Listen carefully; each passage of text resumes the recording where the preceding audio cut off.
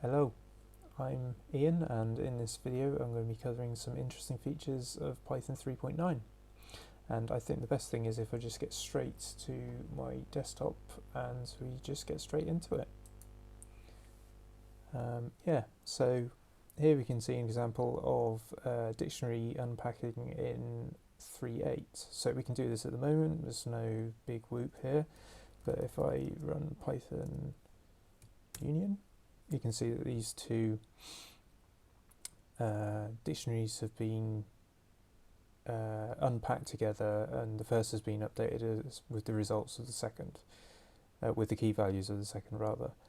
And like I said, that's not that exciting, but in 3.9 we can actually make this a little bit simpler, it looks a little bit nicer, and we can update like that.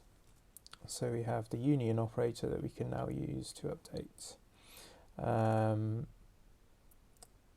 We could also, so this is actually creating a new dictionary rather than updating.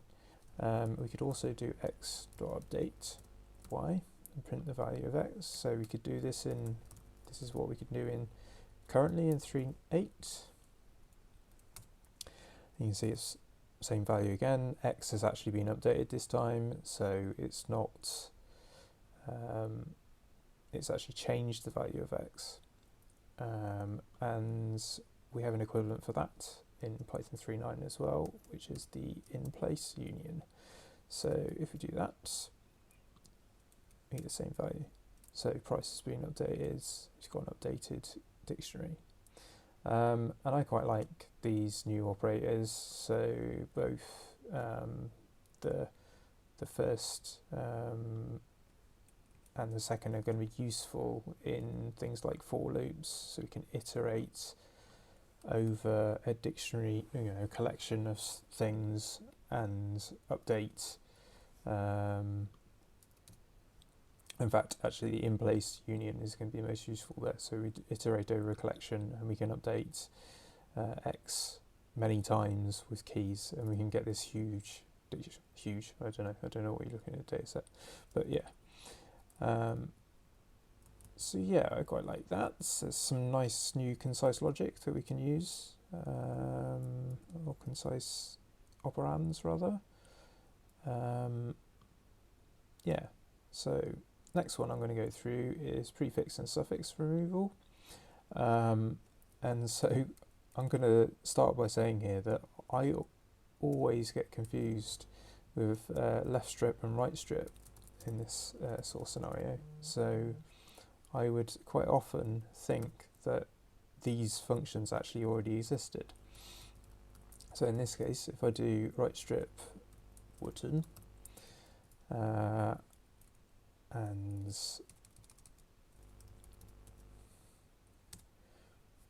in fact, actually we need to print that out.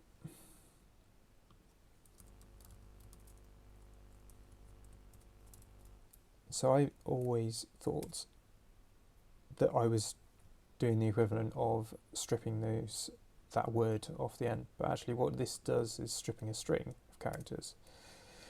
So, or a collection of characters rather, so I can do the same there, and actually it strips all that word off.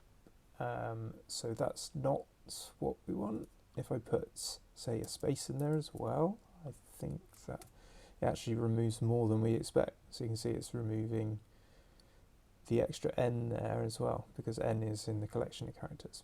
Anyway, so that's my stupidity with using Python 3.8 and not really understanding the methods.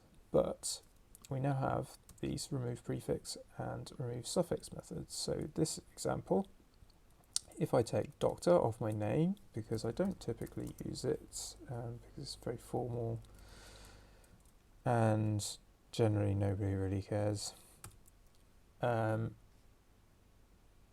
can see that with the doctor and the empty character there, I've stripped off my doctor as a prefix of my name. And I can also use the suffix method to also remove my surname. So if I do it like that, now I'm just Ian, which is generally what I'd go by because I'm not that formal, and like I said, nobody actually cares. Yeah, I think that's quite nice. The only comment I'd have on these is that I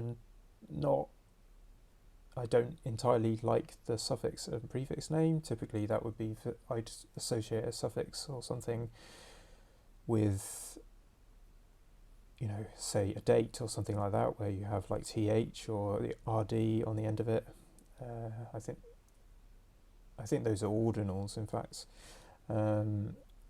Yeah, and I don't know, I think potentially they're not the best names for those methods, but that is what they are named, and they exist, and we can use them in 3.9, so that's quite nice. Next thing we have is type hints. So previously we had to do type hints like this. So we have a list of integers here, and we want to indicate that that list, what it is, a list of integers. So with something like a type checker, so say mypi, it would throw an error on this. So I've actually got a virtual environment here which is 3.8, and it has mypi within it.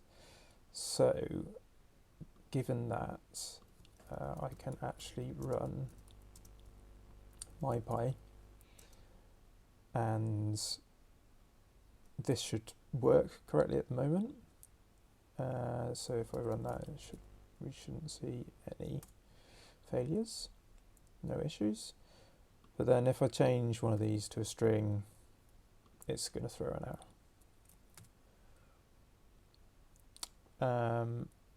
The nice thing in 3.9 is that actually we no longer have to call import typing to do this, so actually we can just use our typical list. And so if I run mypi on 3.9 now, which is on my global Python, and I actually save that file so it fails.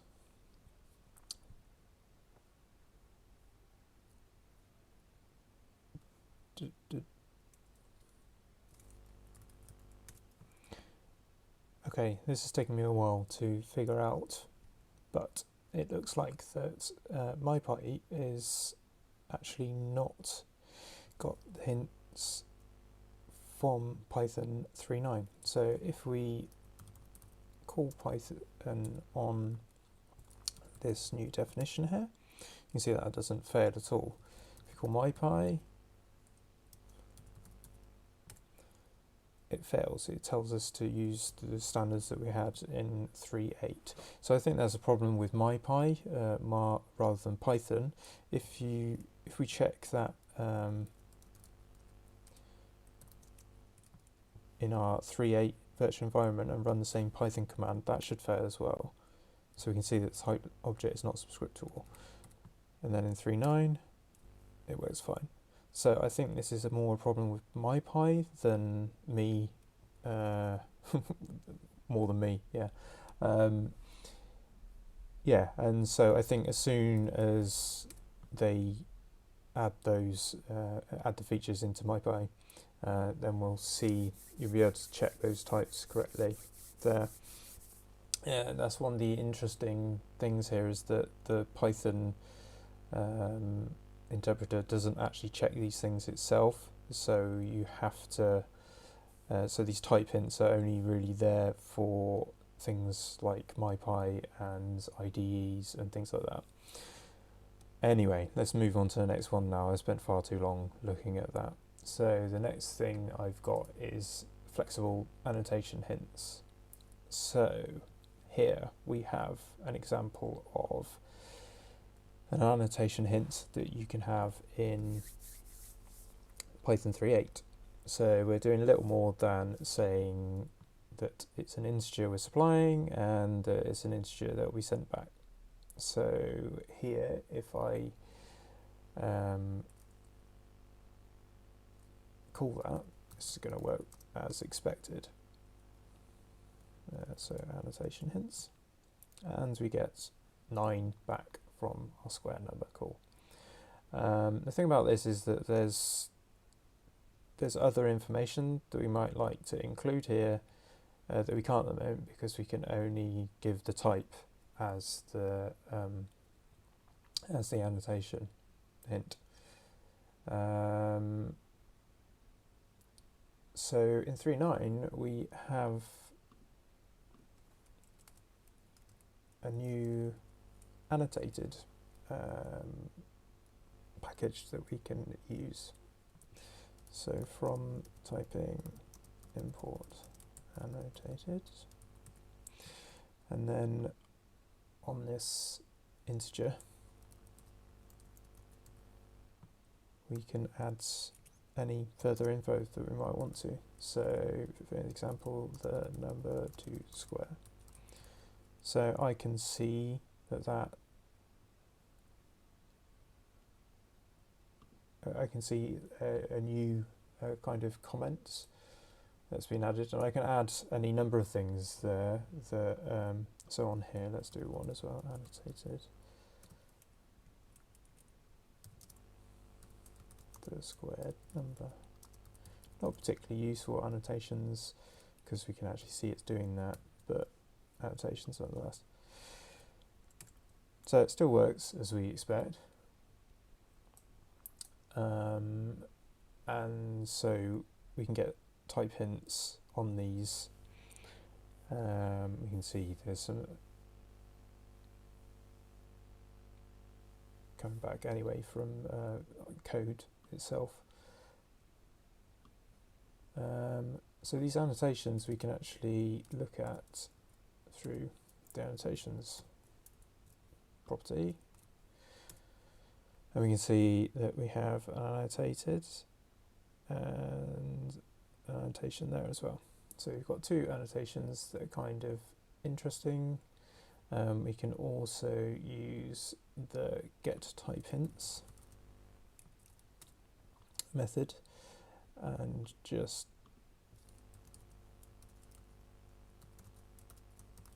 use that instead of the property.